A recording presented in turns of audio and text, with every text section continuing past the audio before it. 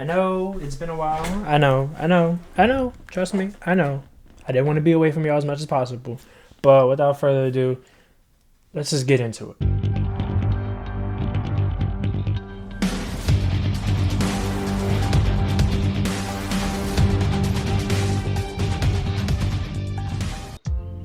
Welcome back, crew, or if you're new to the channel, just Zay here, and today we're going to be going over Doflamingo and just everything that is a control board seriously. But before we get into that, I wanted to just apologize for everyone who has been up with the channel and has kept up whenever I did post. I had to take a step away for quite a bit just to take care of personal matters and things like that. But it's all good, it's all handled, and now we're coming full force, and I wanted to start with kind of rogue builds, or I'd rather say rogue leaders that people are not really expecting to even come close to top 32. But I wanted to start with Doflamingo specifically because in the last couple tournaments he has had a place in top 16, so I think his credit is deserved for sure.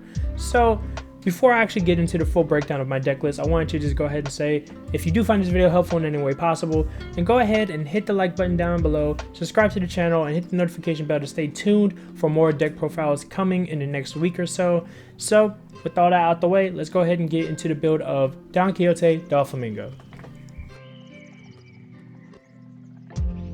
Starting with the leader, Dolphy has the ability, with attaching 2 Don, when attacking, resting a Don, you get to look at the top of your deck. If it is a 7 Warlords with the cost of 4 or less, then you get to play it rested on your field for free.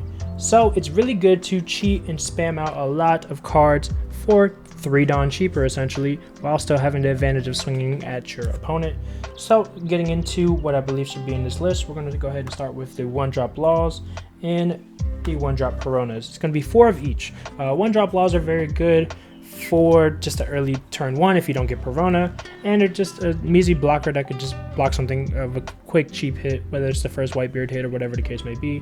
But Perona is going to be your bigger one that you really need to see in your starting hand. Perona is very good because on place he searches the top 5 and you get to rearrange it in any order, so you're going to really need that in Dolphy because you get to know what is your next card that could possibly be played with this ability. So that's very good to know and to keep track of. Now with that in mind, we also have Dolphy as a blocker, and that has the same ability as Perona. So you have essentially 8 cards right there that will look at your next top 5 and can help you plan out your next couple moves in advance. Aside from that blocker, we also have the Boa Hancock blocker, which is really good, and it's good because of the fact of with the Don attached, when attacking or on block, you draw a card if you have 5 or less in your hand. So it's really good to go ahead and have that hand advantage. And if any of these cards happen to go to the grave, then you have Gecko Moria, which can then recycle all of the cards so far, because it adds a 7 Warlords or Thriller Bark, which Perona is a Thriller Bark, with a cost of 4 or less, other than Gecko Moria himself, from the trash to your hand. So with that in mind, it's really good, and it helps you get back your blocker, or if you need another search or another Dolphy blocker like that, then that is definitely the way to go. Now also we have 2 Teach on play. It returns a 3 or less to the hand. So if you're going against like a green matchup and you see that Okiku on turn 2, then you can follow up by playing this and bouncing it right back to the hand, and it's really good for that. Now moving forward, it's just a vanilla that's really good to spam out. It's going to be Gecko Moria. Granted, you can't search it with this Gecko Moria, but it's just a vanilla 4 cost 6k, which is really good against Whitebeard. Aside from that, it's just a big body that you can attach a Don to swing for 7. Now the final thing that can be played off of Dolphy's ability and or can be grabbed by Gecko Moria is going to be Jinbei. Now yes, before you get into feeling like you have to splurge to be on this deck, you don't have to run this Jinbei. I personally think this is a better one, but obviously you have to have the access to it, and honestly it's a really expensive card, so I don't blame you. So you can run the starter deck Jinbei if you wish to. You could also in substitution just really throw in some more 2Ks if you feel like it. This is not necessarily a card that is a must. It is one of those, if you have it, please run it, but you could run the starter deck Jinbei and it'd be just as fine. Now going into more cards that are big bodies. Also, I'm sorry, if you didn't know Jinbei's ability, he has an on KO to put a 3 or less to the bottom of the opponent's deck. So that's why I say you can run the other Jinbei if you wish. This is just better because it is a potential swinger. And you don't have to pay as much Don with the other Jinbei in comparison. Going into more cards, we have the 4 6-drop 8K Mihawks. They're just really good for big body swings. And if you feel like they don't do you good in the matchup, then you can just use them as a counter. So they're really good for that. Outside of that, we have 2 7-drop Dolphies, which is going to return your opponent's blockers or anything like that that you really need to get out of the way for game and things of that sort. And it's just really good to control board with. Also, something to really control board with is going to be the 4 Draco Mihawks. Now, if you feel as though the ratios is just completely absurd, do keep in mind that Draco Mihawk will put something at the bottom of the deck so that you will never see it again. And in some cases, it will be their key card that they've been looking for, whether it's been throughout the whole game and they never got it until just then this will immediately interrupt it and put it right back to the bottom of the deck so that they can have to search all over again. So do keep in mind that it is crazy that I'm putting it at 4, but it is something that can definitely be good for something in a later game state. And if you happen to have 10 down when you play this, you can play the Mihawk and the Law so that you're not so defenseless. Now going into 2Ks, we have 4 Alvida, which are just really good for control if you really need to return opponent's board back to hand with the cost of 3 or less with the Don attached when attacking at the cost of trashing a card. And the other 4 2Ks is going to be Draco Mihawk, which can also be played off of Doffy's ability. Now, finally, the last 4 cards in the deck are going to be 2 Love, which gives you, obviously, 4K, and you get to draw if you have 3 or less in your hand, which is just really, really good.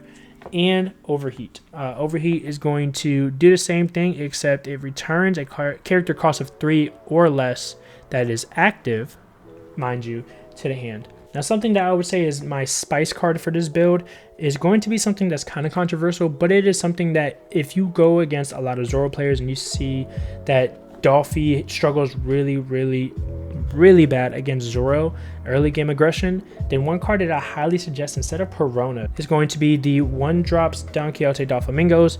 It does the same thing as Perona. It has the same 1-drop cost, the 2K strength and everything like that. The only downside is that it doesn't have a counter, but in comparison to having that counter, it does have the other ability where it does search top 3 instead of top 5, which is a downside. But with a Don attached, when attacking and you trash a card from your hand, you place one of your opponent's characters with the cost of 1 or less to the bottom of the owner's deck. So you can potentially have this as your turn 1 play against a Zoro player, or even your turn 2 play, and now your Zoro player has to consider how to get rid of this card. If they wish to Vista it, that is fine because they wasted something that cost them 3 for something that only cost you 1.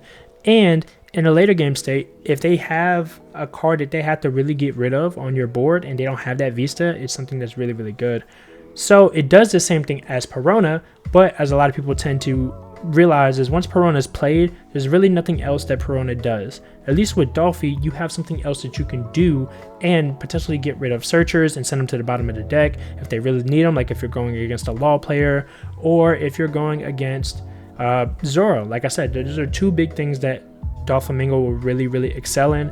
And if you feel as though that it is something that is very beneficial, then I would highly suggest that you could probably switch this out for Perona, or if you feel like you really need to counter power, you can do 2 and 2 and be just as fine. And yeah, that is my take on the Don Quixote Doflamingo build.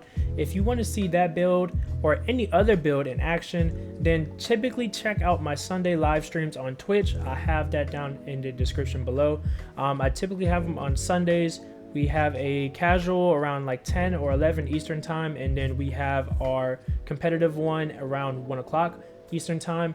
And typically we just have the stream running. You hear us talking shit left and right in the background. I mean, it is what it is. It's pretty fun. It's always casual, and it is always like a real fun environment. There's never any issues there.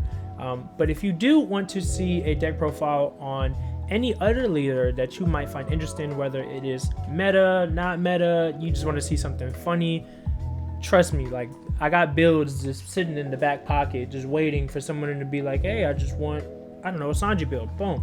Hey, I just want self-destruct Kaido, boom. Like I have them, they're there. Just let me know down in the comment section what it is that you want to see next, and we can make it happen 100%. Without further ado, know that the One Piece is real. Know that you got love over here forever and always. Peace.